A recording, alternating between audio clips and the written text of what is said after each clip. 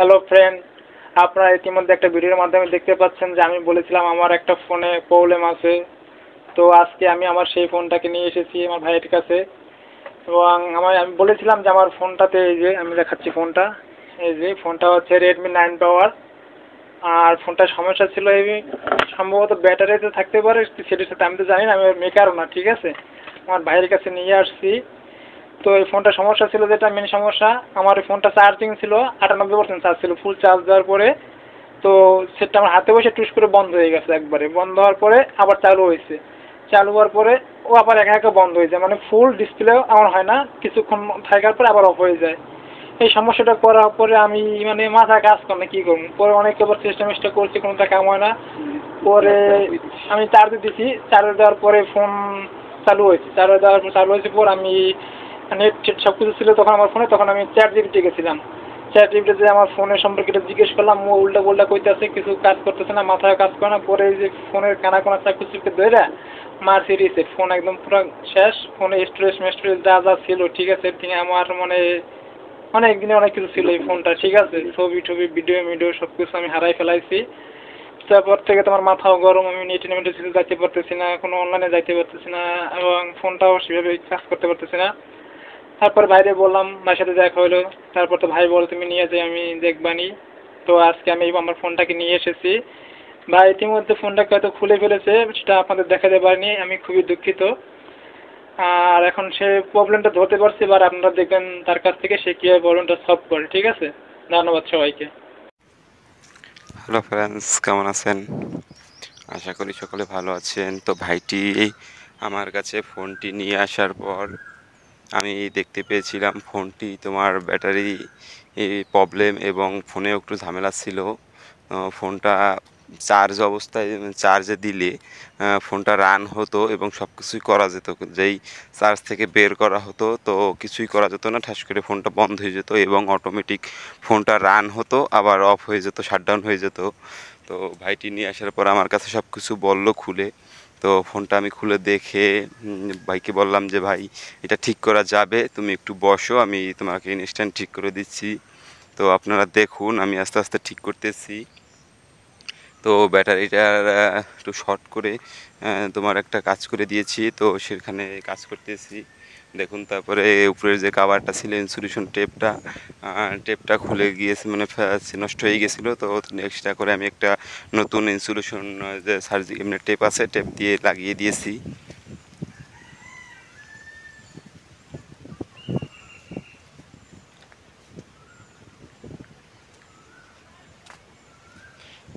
তা লাগানোর পরে আমি এখন ব্যাটারিটা ফোনে সেট করব। সেট করার পর কানেক্টরটা লাগাইতেছি। কানেক্টরটা লাগানোর পরে আমি এখন ফোনটা একটু রান করে দেখবো যে ফোনটা ওকে আছে কি না। দেখুন ফোনটা রান করতেছি, ফোনটা রানিং হয়ে গেছে।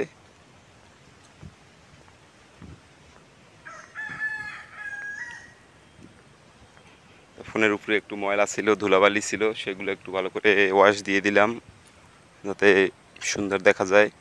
তো আপনাদের সাথে একটু মজা করছি এখানে গাইস। এটা একটা ফোন, অ্যান্ড্রয়েড ফোন খোলার একটা যন্ত্র, ফোনটা খোলার যন্ত্র, সেটা দিয়ে আপনাদের সাথে একটু মজা করছি গাইস।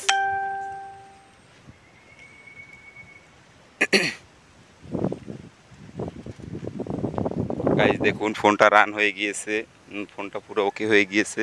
কিন্তু ফোনটা আগে ওকে হইতোই না, আমাকে বাড়িতে নিয়েও ফোনটা দেখানো হয়েছিল। ফোনটা যখনকার চার্জে দেওয়া হইতো, চার্জে দেওয়া অবস্থায় ফোনটা রান হইতো, বাট চার্জ থেকে আউট করার সাথে সাথে ফোনটা নষ্ট হয়ে মানে বন্ধ হয়ে যেত। দেখুন গাইস এখানে একটা ফটো দেখাইছি, এরা কিন্তু বরিশালে থাকে, তখনকার একটা প্রিয় ভাইয়ের সাথে সেলফি তুলছিল, সেটা আমি খুঁজে পেয়েছিলাম, তখন আপনাদেরকে একটু দেখাইলাম ফটোটা। তো ভাইয়ের সাথে একটু মজা করছি যে দেখি ভাই তোমার ক্যামেরা কেমন।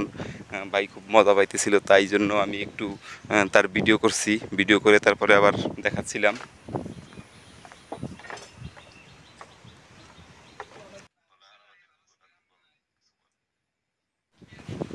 দেখুন গাইস তার ভিডিও করে আপনাদের কাছে আবার ভিডিওটা দেখাইতেছিলাম। ফোনের ক্যামেরা মোটামুটি খারাপ না, অনেক ভালোই। রেডমি 9 পাওয়ার ফোনটার মডেল হবে।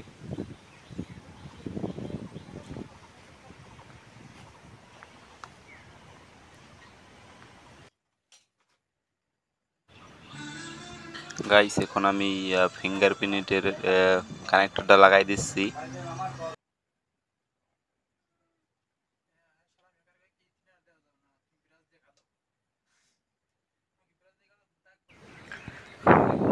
গাইস এখন ক্যামেরাটা একটু ব্রাশ দিয়ে ওয়াশ করে দিচ্ছি।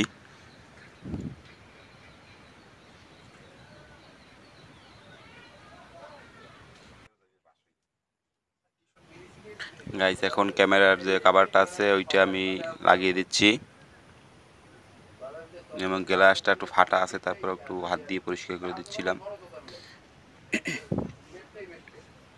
তারপরে স্ক্রুপগুলো আমি ভালো করে লাগাই দিচ্ছি সবগুলো। আগে লকগুলো চাপে তারপরে নাটগুলো এখন লাগাই দিচ্ছি। এখানে ভিডিও কিন্তু কেটে কেটে কেটে কেটে দেওয়া হয়েছে, আনাইলে কিন্তু অনেক লং হয়ে যেত ভিডিওটা। তার জন্য আমি ভিডিওটা ছোট করার জন্য অনেক কাটছি, কেটে কেটে কেটে কেটে ছোট করে দিয়েছি।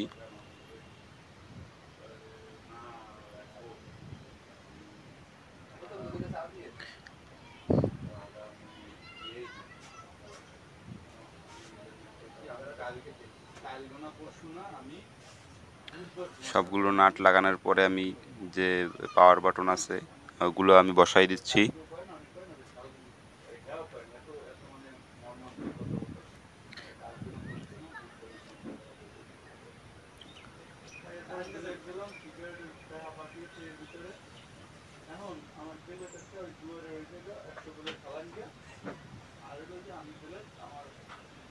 পাওয়ার বাটনটা বসানোর পরে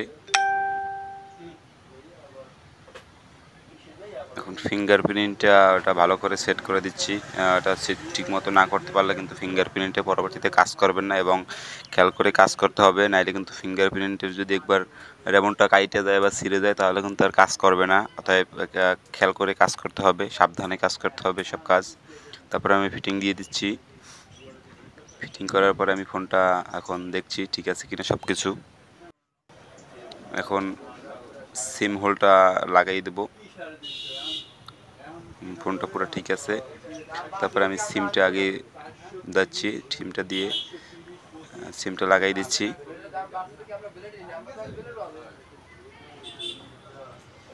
সিমটা লাগানোর পরে আমি একটু ফোনটা চেক করে দেখছি সব কিছু ঠিক আছে নাকি।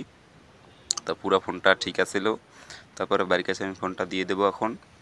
তো এরকম ভালো ভালো ভিডিও পেতে আপনারা বেশি বেশি করে লাইক, কমেন্ট এবং শেয়ার করবেন, তাহলে নেক্সট টাইম আরও ভালো এর থেকে ভালো ভিডিও করার চেষ্টা করব। আপনারা যদি বেশি রেসপন্স পাই তাহলে নেক্সট টাইম আরও ভালো ভালো ভিডিও আপনাদের জন্য আনবো। ধন্যবাদ সবাইকে।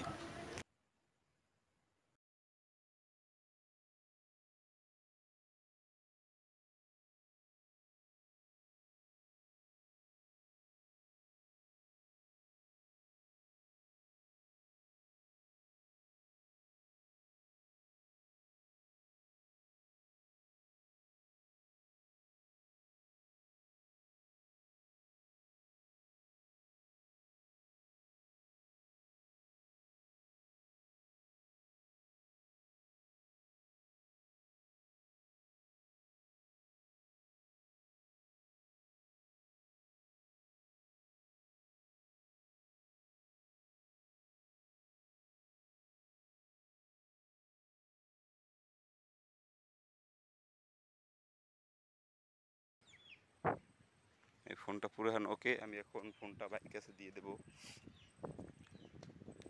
আপনারা যদি এরকম ভালো ভালো ভিডিও পেতে চান তাহলে বেশি বেশি করে লাইক, কমেন্ট এবং শেয়ার করুন, তাহলে পরবর্তীতে নেক্সট কোনো ভিডিও আমি আপনাদের কাছে সবগুলোই দিয়ে দেবো। ভাইটাকে ফোনটা দিয়ে দিলাম। ধন্যবাদ।